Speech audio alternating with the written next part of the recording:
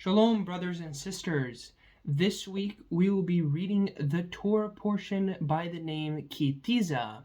And in this Torah portion we go into depth on the fall of Israel and the fall of Moses' brother Aaron. We see how, just like the first man, Adam, had fell into sin and temptation to eat the apple of good and evil, or the fruit of good and evil, so does the rest of mankind afterwards. And we see that one of the great falls in the Old Testament is when Moses goes up to Mount Sinai to receive the Ten Commandments, and Israel, after 40 days, falls into the temptation of idolatry.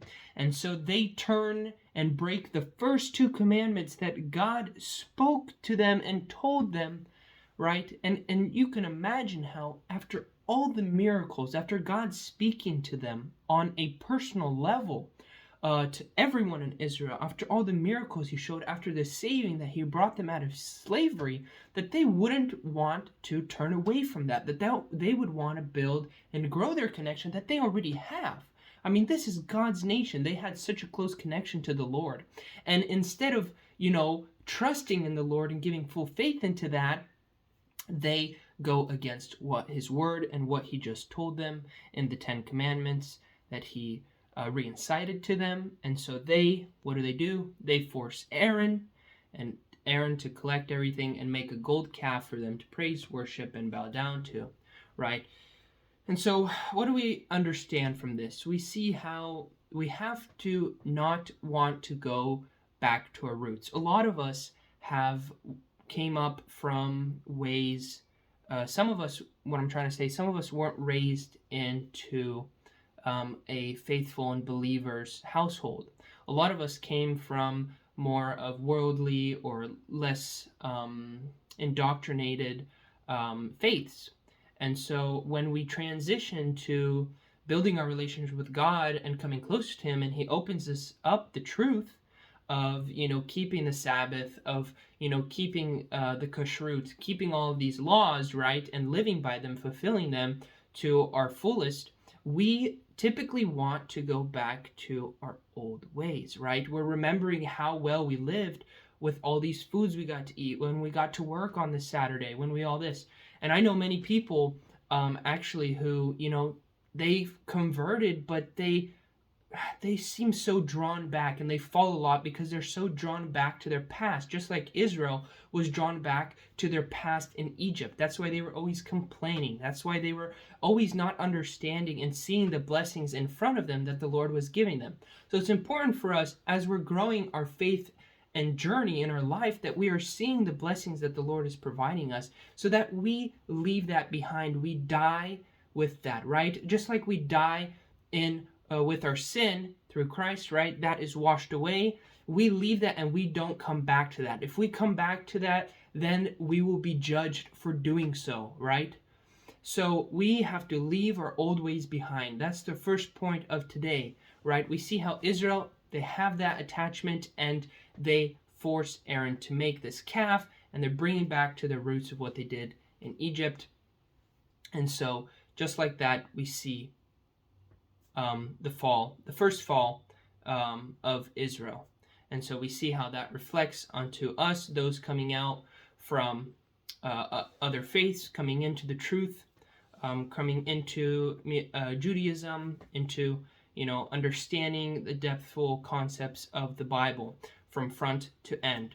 And so now we're going to talk a little bit about Aaron. We see how Aaron also does a poor job here, right? We see how throughout history and later in the Bible, in the Roman Empire, people die for God. They do not worship the emperor. They do not worship any other gods. Even throughout the Bible, we see stories about this. Throughout the rest of history, we see how people are persecuted. They're burned alive. They're eaten up by lions in lion dens. They are tortured, and they die for the Lord. They die for him in his name. And so we see how Aaron, right, he felt the pressure from the nation of Israel pressuring him into making this golden calf for them to idolatrize. And so we see that Aaron, instead of staying strong, trying to turn the people, or even dying, right? Because the people could have done that. They could have killed him off as the leader. So even dying for the Lord, he falls into the influence of the nation of Israel. So in our life, we have to understand, when we are opening up and understanding the truths in the Bible, a lot of times we will get influenced by the world. So when we want to do right, maybe in Aaron's heart he had, the truth to do, wanting to do right. He knew it was wrong, but we have the influences of the world around us that are bringing us down. And so in doing so, make sure that in your lives you guys are surrounding yourselves with good people, surrounding yourselves with people who are godly. They are ones who are keeping the word of the Lord, because if you don't, you will have weakness to fall into the influences of everyone around you. And in doing so, you fall in the ways of the world, which are the ways of Hasatan, and you go down a very ugly path, walking away from the Lord rather than coming closer to him and building your connection with him. So it's important to not fall under the influence of people like we see from Aaron, okay?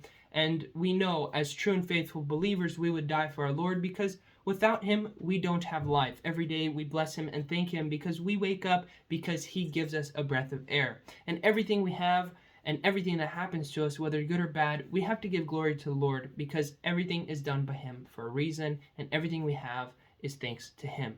So it's important that we take away these two concepts from this week's Torah portion.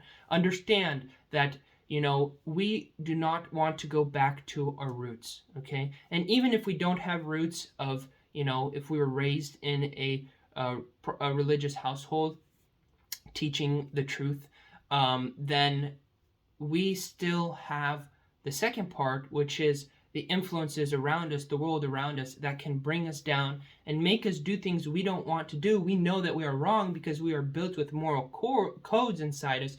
We know when we are doing wrong, even if we're not religious, right?